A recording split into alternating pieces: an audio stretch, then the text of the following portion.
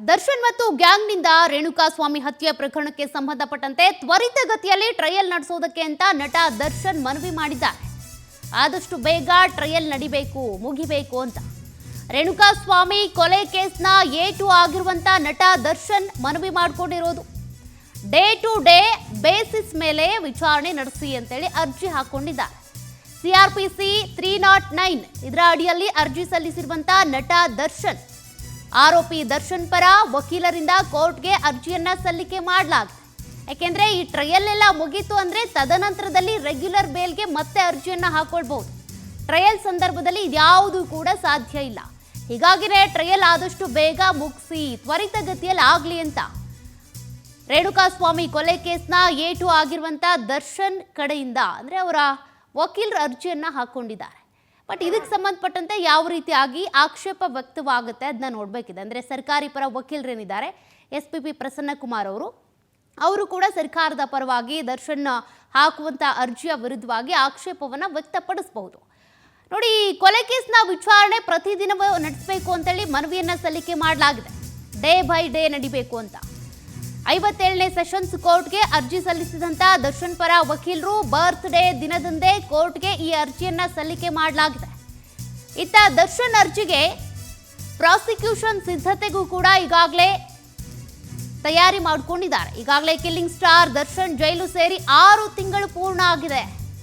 ಮೊನ್ನೆ ಬರ್ಡೇ ಕೂಡ ಜೈಲಲ್ಲೇ ಆಯಿತು.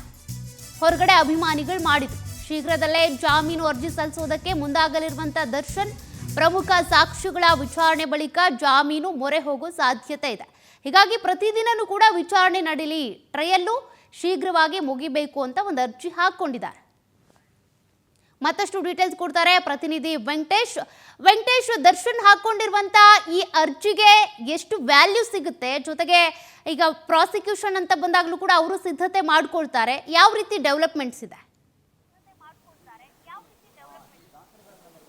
ಸೋಕೆ ರೇಣುಕಾಸ್ವಾಮಿ ಕೊಲೆ ಪ್ರಕರಣ ಸಂಬಂಧಪಟ್ಟಂತೆ ಏನು ಈಗಾಗಲೇ 6 ತಿಂಗಳು ಕಳೀತಾ ಇದೆ ನಟ ದರ್ಶನ್ ಜೈಲಿಗೆ ಸೇರಿ. ಆ ಹಿನ್ನೆಲೆಯಲ್ಲಿ ಈ ಒಂದು ಕೇಸ್ಗೆ ಸಂಬಂಧಪಟ್ಟಂತೆ ಆದಷ್ಟು ಬೇಗ ತ್ವರಿತವಾಗಿ ವಿಚಾರಣೆಯನ್ನು ಮಾಡಬೇಕು ಅಂತ ಹೇಳಿ 57ನೇ ಸೆಷನ್ ಕೋರ್ಟ್ಗೆ ಕೂಡ ಒಂದು ಅವರ ಪರ ವಕೀಲರು ಅರ್ಜಿಯನ್ನು ಹಾಕಿದ್ದಾರೆ. ಆದಷ್ಟು ಬೇಗ ಟ್ರಯಲನ್ನು ಈಗಾಗಲೇ ಟ್ರಯಲ್ ಕೂಡ ನಡೀತಾ ಇರುವಂಥದ್ದು. ಹಾಗಾಗಿ ಈ ಕೇಸ್ನ ಮುಗಿಸ್ಬೇಕು ಅನ್ನೋ ಒಂದು ಉದ್ದೇಶದಿಂದಾಗಿ, ಜೊತೆಗೆ ಅವರಿಗೆ 6 ತಿಂಗಳು ಕಂಪ್ಲೀಟ್ ಆದ ನಂತರ ಬೇಲಿಗೂ ಕೂಡ ಅಪ್ಲಿಕೇಶನ್ ಅನ್ನು ಹಾಕೋಬಹುದು. ಆ ಹಿನ್ನೆಲೆಯಲ್ಲಿ ಈ ಒಂದು ಕೇಸ್ನ ಡೇ ಟು ಡೇ ಟ್ರಯಲ್ ನಡೆಸಬೇಕು ಅಂತ ಹೇಳಿ ಮನವಿಯನ್ನು ಕೂಡ ಸಲ್ಲಿಸಿದ್ದಾರೆ, ಅರ್ಜಿಯನ್ನು ಹಾಕಿದ್ದಾರೆ. ಆದರೆ ಅದಕ್ಕೆ ಆಕ್ಷೇಪಣೆಯನ್ನು ಕೂಡ ಸಲ್ಲಿಸೋದಕ್ಕೆ ಕಾಲಾವಕಾಶ ಇದೆ. ಪ್ರಾಸಿಕ್ಯೂಷನ್ ಪರವಾಗಿ ಇವತ್ತು ಅಥವಾ ನಾಳೆ ಇದಕ್ಕೆ ಆಕ್ಷೇಪಣೆಯನ್ನು ಸಲ್ಲಿಸಿ ಅರ್ಜಿಯನ್ನು ಕೂಡ ಹಾಕಬಹುದಾಗುತ್ತೆ.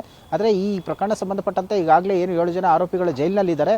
ಆ ಪ್ರಕರಣ ಸಂಬಂಧಪಟ್ಟಂತೆ ಈಗ ತನಿಖೆ ಟ್ರಯಲ್ ಕೂಡ ಆರಂಭವಾಗಿರುವಂಥದ್ದು. ಹಾಗಾಗಿ ಟ್ರಯಲ್ ನಡೆದಂತಹ ಸಂದರ್ಭದಲ್ಲಿ ಅವರಿಗೆ ಜಾಮೀನು ಕೂಡ ಮಂಜೂರು ಮಾಡೋದಕ್ಕೆ ಸಾಧ್ಯ ಇಲ್ಲ. ಆಗ ಈ ಒಂದು ಕೇಸ್ನ ಟ್ರಯಲ್ ಬೇಗ ಮುಗಿದಂತಹ ವೇಳೆಯಲ್ಲಿ ಇವರು ಕೂಡ ಒಂದು ಜಾಮೀನಿಗೆ ಅರ್ಜಿಯನ್ನು ಹಾಕೊಳ್ಬಹುದು. ಆ ಉದ್ದೇಶಕ್ಕೋಸ್ಕರ ಈಗ ಈ ಒಂದು ಡೇ ಟು ಡೇ ಟ್ರಯಲ್ ಅನ್ನು ನಡೆಸಬೇಕು ಅಂತ ಹೇಳಿ ಒಂದು ಅಪ್ಲಿಕೇಶನ್ ಅನ್ನು ಕೂಡ ಹಾಕೊಂಡಿರುವಂತದ್ದು. ಸೌಖ್ಯ. ಓಕೆ, ಥ್ಯಾಂಕ್ ಯು ವೆಂಕಟೇಶ್ ನಿಮ್ಮೆಲ್ಲ ಡೀಟೇಲ್ಸ್ಗೆ.